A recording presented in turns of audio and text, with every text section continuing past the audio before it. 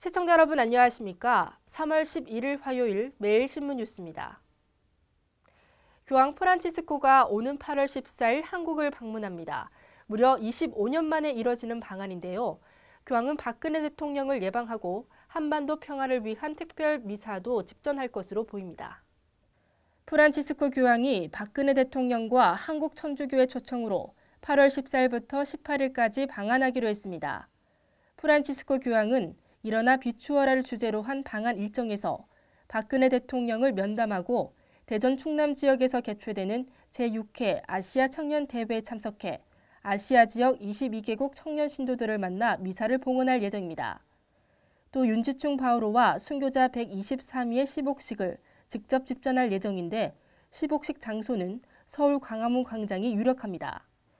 교황은 이어 충북음성의 장애인 공동체인 꽃동네를 방문해 장애 어린이들을 만나 한반도 평화와 한민족의 화해를 염원하는 미사 집전을 통해 평화의 메시지도 발표할 예정입니다. 교황의 이번 한국 방문은 요한 바오로 2세가 1989년 방한한 지 25년 만입니다.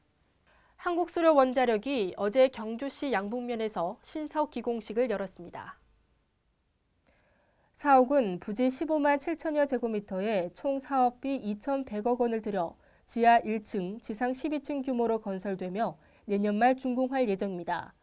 특히 각종 친환경 기술로 연간 2,800톤 이상의 탄소 배출량을 줄이고 조명에 신재생에너지를 적용하는 녹색 건축물 최우수, 에너지 효율 1등급 건축물로 집계됩니다.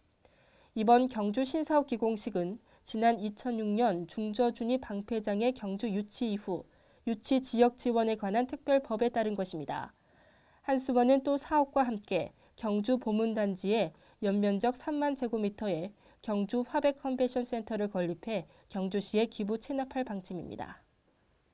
지난 불산 누출 사고로 피해를 본 경북 구미 지역의 생태계가 1년 반 만에 거의 회복된 것으로 나타났습니다. 환경부와 민간 합동 환경영향조사단은 지난 2012년 10월부터 2013년 12월까지 불산 누출 사고의 영향을 받은 인근 지역을 대상으로 대기, 실내 공기질, 수질 식생 등 6개 분야에 걸쳐 조사해 이 같은 결론을 얻었다고 밝혔습니다. 항목별로 보면 대기의 경우 조사 초기에는 불산이 극미량 검출됐으나 농작물과 수목 등 오염물을 제거한 이후에는 불산이 검출되지 않은 것으로 조사됐습니다. 또 주택과 시설의 실내 공기에도 불산이 검출되지 않았으며 사고 지역 인근 하천의 수질도 먹는 물 수질 기준을 회복한 것으로 나타났습니다. 환경부는 그러나 6개 분야 가운데 식생 분야가 아직 불산 영향에서 완전히 회복되지 않았다며 추가 조사가 필요하다고 밝혔습니다. 포항 일본 간 전기 항로 개설 사업이 5년 노력 끝에 결실을 보게 됐습니다. 내년 포항 영일만항과 일본 교토의 말스루항을 잇는 전기 항로 개설을 앞두고 어제 시험 운항이 시작됐습니다. 이번 시험 운항에 투입된 선박은 정원 530명에 13,000톤급 이스턴 드림호로 선내 레스토랑과 면세점 등 편의시설을 갖추고 있습니다.